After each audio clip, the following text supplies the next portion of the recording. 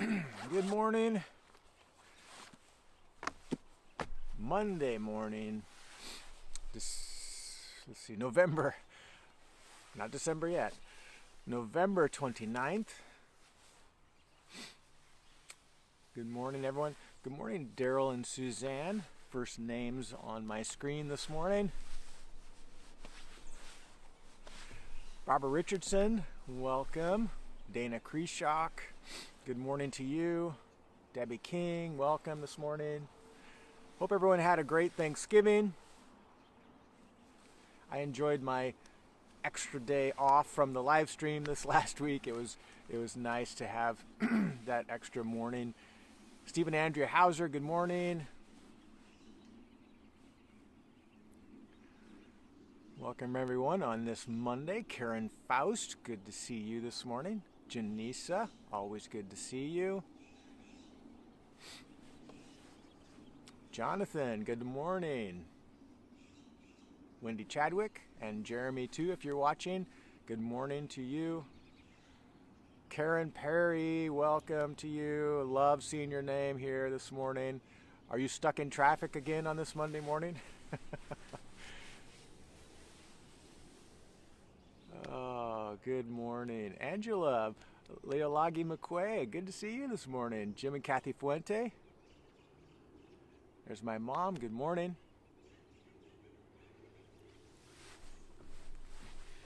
So today I am not doing a devotional.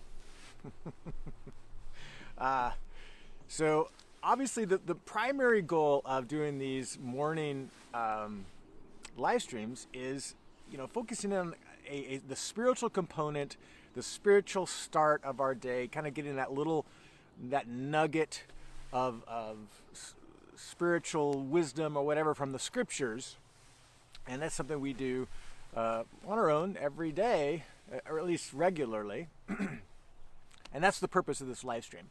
But occasionally I like to divert the live stream to other areas that I think might be helpful. And today is one of those days, because spirituality is only one component of our lives. And there's multiple components that each affect each other. And it's important that we maintain all of those components in a healthy way. Otherwise, we are underdeveloped as people. And, more recently, we have been studying emotionally healthy discipleship. We just finished that class at our 9 a.m. hour. And so that is another component of our being. We talk about the spiritual dimension of our being, but then we spend a lot of times, and on this live stream too, I refer a lot to my emotional wellness and developing that more fully, and because it affects so many parts of my life, my relationships with people, my relationship with God, how I interact with the different events and tasks of my day. All of these elements of our well-being, are who we are important to maintain a good sense of awareness and health, because they affect each other. And so even though most of the time 99% of the time on this live stream, we talk about the spiritual component, there's these other components I want to address. So this morning, I thought it would be helpful because we're about to jump into December. And December, for me personally, I joke, kind of joking, not joking, that I hate Christmas. I know it's hard to imagine that, but for those of us in ministry in particular, and those of us with large families, check both of those boxes for me. That means December is full of all these additional gatherings, additional events. We live in a small town, so there's all kinds of, both in Sutter Creek and Jackson especially, all kinds of community events you want to be a part of. And so December just becomes crazy, in addition to trying to find gifts for all of our family and friends that you want to buy something for. And so December just becomes emotionally depleting for me. And so I thought it'd be really good to talk this morning about looking at all what some consider like the 5 dimensions of wellness, and to develop a game plan before December hits. This is what I'm doing. I know December is going to be crazy, so I have to develop a game plan coming in so that I won't hate Christmas, that I'll actually enjoy it. That's my goal. That's my, I've joked about this. I think it was last year, in fact, or maybe it was the year before, that I said my biggest goal is to enjoy Christmas in December, and I felt like I did pretty good. So, but this year is no different. I have to develop a game plan ahead of time so to preserve this month, and that doesn't get overwhelming and stressful and depleting for me. So this morning I'm going to talk about 5 dimensions or aspects of our well-being that we have to pay attention to. And if you get a game plan in each of these 5 areas, understanding they all interconnect, they all overlap. If you are healthy in 3 of these dimensions, but 2 of them are being completely neglected, I guarantee it's going to feel like it kind of overarches or broad brushes your whole life experience. So we can't neglect. We can't overemphasize spirituality, but then neglect our emotional well-being, because it just affects everything. So the 5, I just did a quick jotting down some of my goals for December in my journal this morning. I'm just going to share them with you, and hopefully inspire you to do the same, to really maximize our experience in December. At least that's my goal. So the first aspect of my well-being that I have to pay attention to is the physical aspect.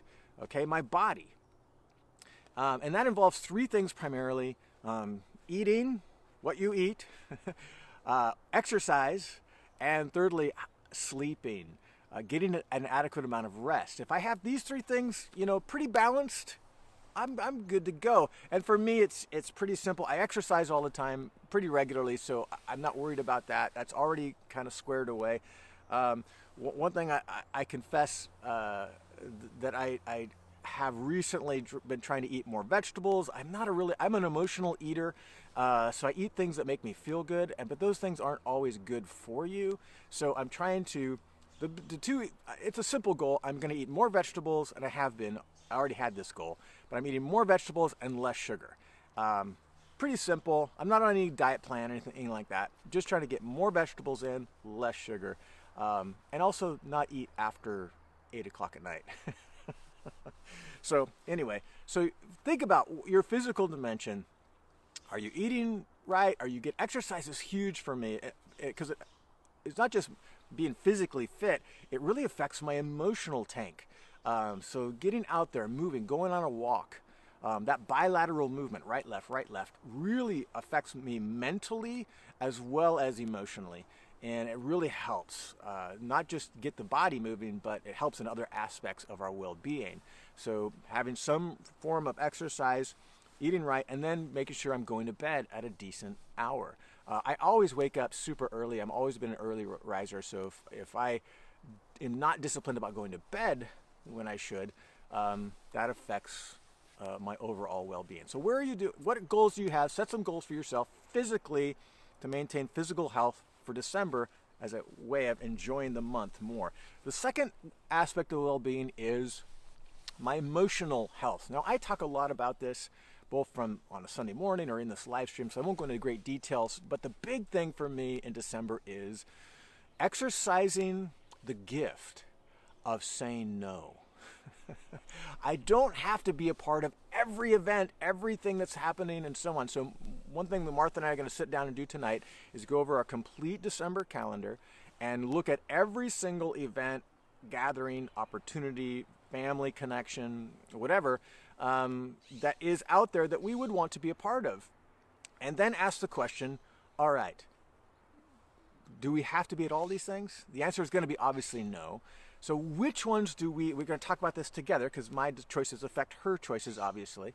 What are we going to be a part of? And what are we going to say no to? Are there things that she might be a part of that I just can't? I'm limited, so I can't be a part of everything. So So yeah, just making sure we're talking about those things, and I don't want to limit her just because I have limitations. So some things we might have to do separately from one another, but develop a game plan for me so that I have margin in my life, that I'm not over committing myself and unnecessarily depleting myself of all of my emotional tank. And I know when I get depleted, I have these serious compulsions to withdraw. I get irritated, I build resentment. I have increased sensitivity to anxiety. All these things, again, which affect everything else.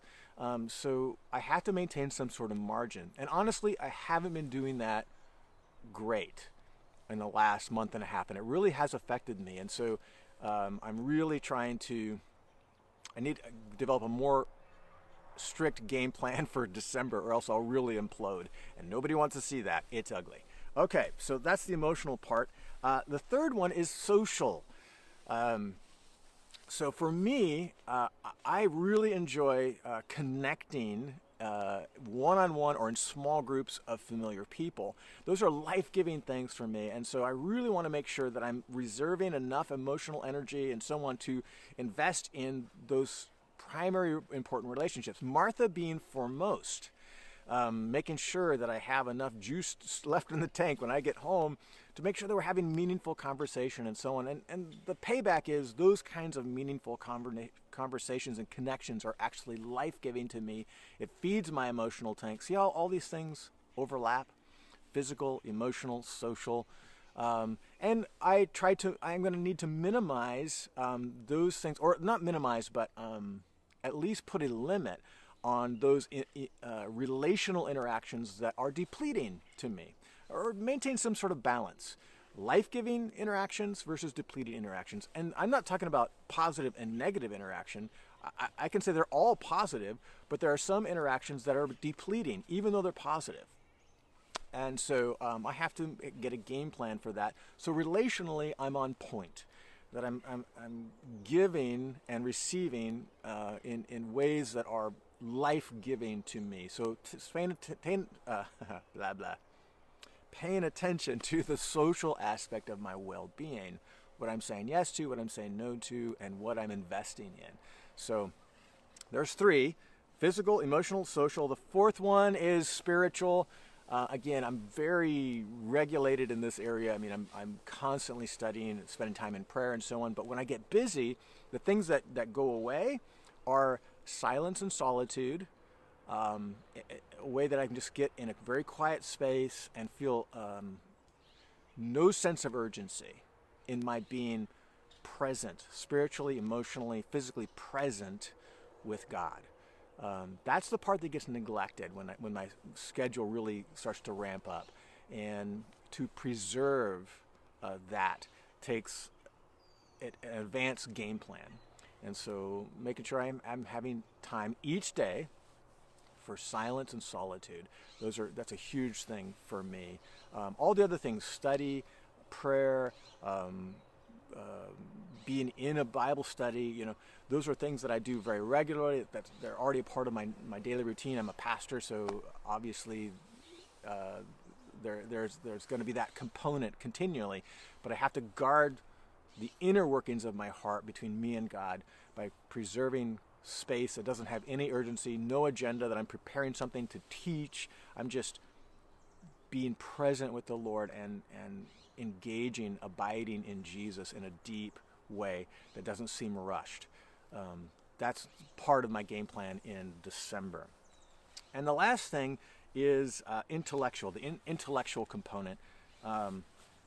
It just, for me, it really makes a priority of being stimulated intellectually. So reading, I've introduced, usually I read either spiritually driven books or leadership-oriented books. And so I have more recently incorporated pleasure reading. That's a discipline for me. I just finished a book called The Tattooist of Auschwitz, and I really recommend that book. It's a heavy read. It's not like a fun read at all, but it is reading outside of my normal genre of reading. And so being intellectually stimulated, creatively stimulated, doing something creative also stimulates me intellectually. So how do you need to develop a game plan for December? Take a look at these 5 areas: physical, emotional, relational, or social, intellectual, and spiritual.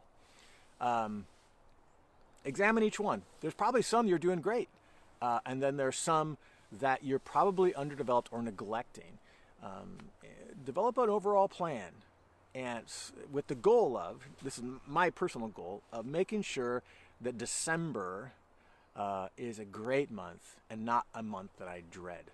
I want it to be fun. So many great things happen in December. I want to enjoy it. So that's my game plan, and I encourage you to do the same so that you can be present in all aspects of who you are for the season. Lord bless you. We'll be back again tomorrow morning. Have a great and blessed day.